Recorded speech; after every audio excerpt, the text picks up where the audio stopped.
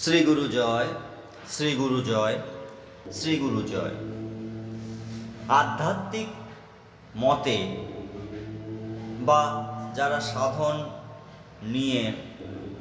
সাধনা নিয়ে একটু বেশি চিন্তাশীল, তাদের কাছে গতি শব্দটা খুবই পরিচিত। আজকের এই ভিডিওতে তাই গতি বলতে আমরা কি বুঝি, অবশ্যই আধ্যাত্মিক মতে, এবং সেই গতি কত রকমের হয় একটু আলোচনা করা যাক। প্রথমে আসি, গতি কাকে বলে?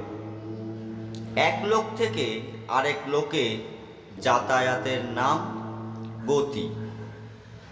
লোক মানে এখানে ভূলোক, সত্যলোক,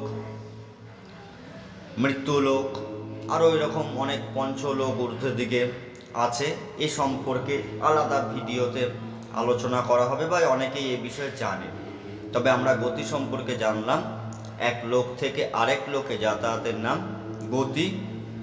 এই গতি সাধারণত তিন রকমের হয়। এক, সহজ গতি। নির্বিকল্প সমাধি যাদের হয় তারা এই গতিতে পূর্ণ ব্রহ্মে যায়। দ্বিতীয়, দেবযান গতি। ভূলোক থেকে সত্যলোক পর্যন্ত এই গতি। মৃত্যুর পর সাধক সাধন বলে ব্রহ্মকে প্রাপ্ত হয়ে মুক্তি লাভ করে। এখানেও পুনর্জন্ম তার হয় না, অর্থাৎ দেবযান গতি যার থাকে তার পুনর্জন্ম আর হয় না।